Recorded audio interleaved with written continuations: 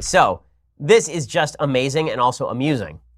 I don't know whether I like this or whether I hate this. And it's sort of a deconstruction of the culture. So there's a new show on CW about Batwoman, right? Not Batgirl, Batwoman. Batgirl is Commissioner Gordon's daughter. Batwoman is a police officer, I guess, like a former police officer. I'm trying to remember her backstory, who ends up fighting crime alongside Batman. In the New 52 comics, which were released, in the last decade or so?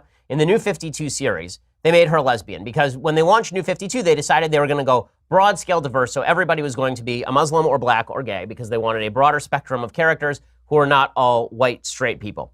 Okay, that's their creative decision. I would suggest that creativity was pushed less by character necessity than it was by a desire to be politically correct. If you read a lot of the New 52 comics, I've been critical of them for years because they've attempted to leverage left politics into comic books in matters ranging from immigration to sexuality. They've had full comic books where Superman is basically a member of Antifa fighting the police or a member of Black Lives Matter.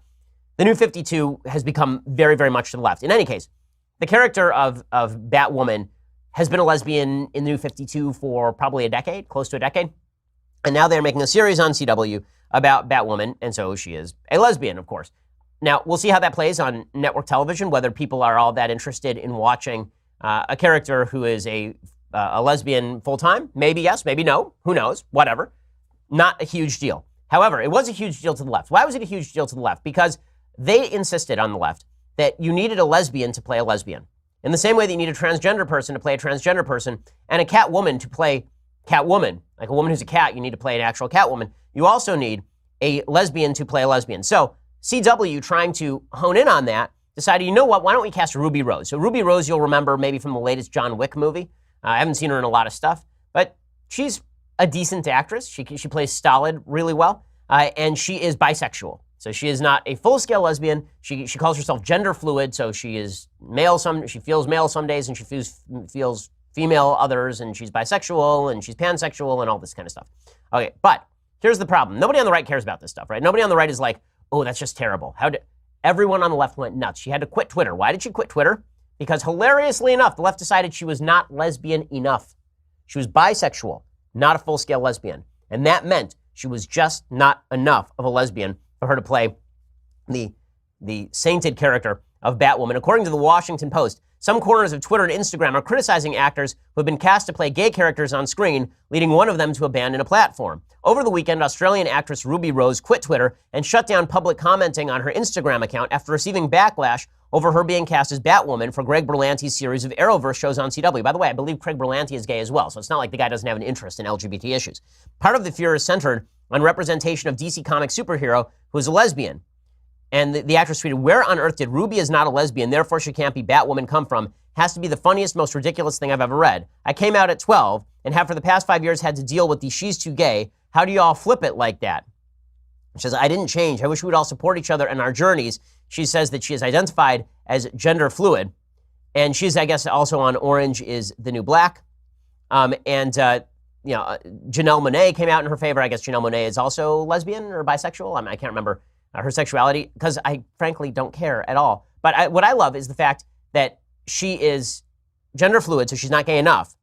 Also, the character is Jewish, but Ruby Rose isn't Jewish, so I guess that she can't play a Jewish person. I guess Sheldon Cooper can no longer play a straight person because the guy who plays Sheldon Cooper on Big Bang Theory is actually a gay guy, right? So he can't play a straight person. I guess that Eric Stonestreet, who plays Cam on Modern Family and is actually a straight guy, he can no longer play a gay guy. Nobody can play anything they're not. Actors have to be the actual parts. Every TV show now has to be a reality show. Superman actually has to be able to fly.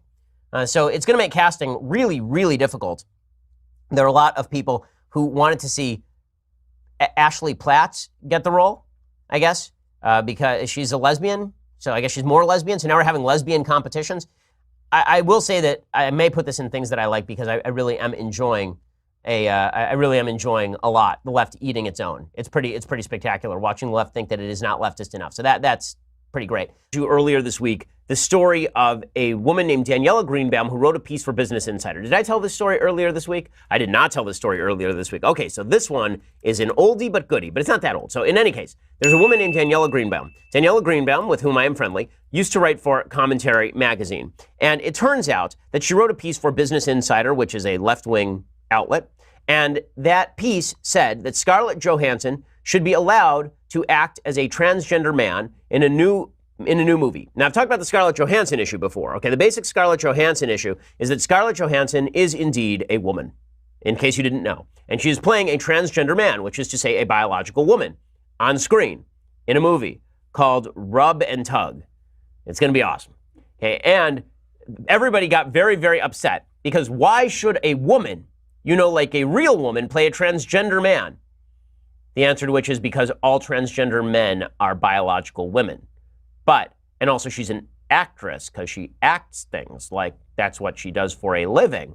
And this is not the equivalent of a white person putting on blackface and acting like a black person, because a white person is not biologically a black person. However, a transgender man is biologically a woman. In fact, if Scarlett Johansson were to come out tomorrow and say, I am a man, according to the left, she's a man now. So the only difference between Scarlett Johansson being a transgender man and acting as a transgender man is that we know she's acting. That's literally the only difference. Right? If we didn't know she was acting, right, then we would assume she was an actual transgender man. In any case, Daniela Greenbaum writes a piece for Business Insider. And here's what the piece says. She has been cast in a movie in which she will play someone different than herself. For this great crime, which seems to essentially define the career path she has chosen, she is being castigated for being insufficiently sensitive to the transgender community. Stealing narratives, or more charitably, playing parts, is precisely what actors are hired to do. But that reality seems to have been forgotten. Johansson's identity off the screen is irrelevant to the identity she plays on the screen. That's what she's paid for. And if she does her job, she'll make everyone forget about the controversy in the first place. But that seems pretty commonsensical, right? Well, it turns out that she is actually, Daniela Greenbaum is history's greatest monster. Right? She is up there with Stalin. She's up there with Hitler. And so Business Insider pulled the piece. They pulled that piece, that extraordinarily mild piece.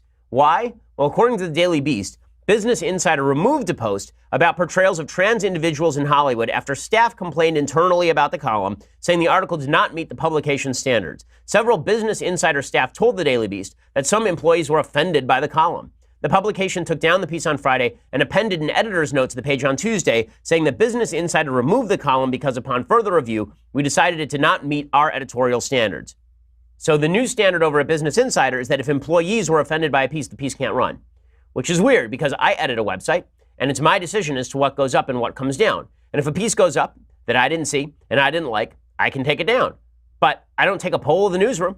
I don't walk around the office going, guys, what do you think? And if someone comes to me and say, I found that piece deeply offensive, I then have to make an independent judgment as to whether the piece was actually offensive. I don't just go over to Colton and be like, yeah, Colton, let's take a poll of you, and we'll take a poll of Senya, and we'll take a poll of Jess, and we'll just take a poll of everybody in the office, and then we'll decide what comes down or what goes up. Because that's not their job. That's my job. I'm the editor. Okay, and the same thing is true when it comes to Business Insider, but we've become so stupid that the person who screams the loudest immediately gets all of the grease. So Daniela Greenbaum has now resigned from Business Insider, and she wrote this letter, which is exactly right. She said, Dear Nicholas, can an actor act?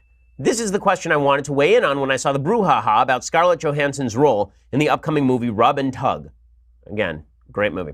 My judgment, yes, a woman can play a man or a trans man. And so, in a column we published on Friday, July 6th, I criticized those who suggested that she was doing anything nefarious by taking this job. By the way, I think there's a good case to make that a woman should not play a man and a man should not play a woman, but that a woman can play a trans man because that's a biological man, right? Like a woman playing a man. We've actually had movies like this. Cate Blanchett played Bob Dylan in a movie recently, and nobody seemed to care. In fact, it was a sign of female empowerment that this was the case.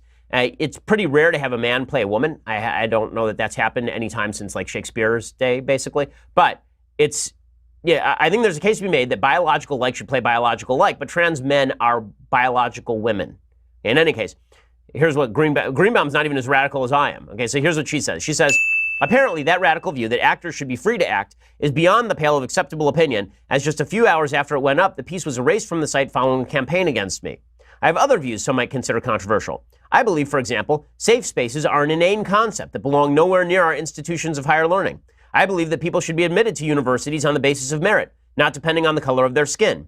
I believe that Hamas, not Israel, is the worst enemy the Palestinian people have. I believe that members of the gang MS-13 are animals, and there's nothing wrong with saying so. I believe that accusations of cultural appropriation encourage divisions instead of bridging them. I had hoped to be able to write about these and other issues as a columnist here, and for a while I did.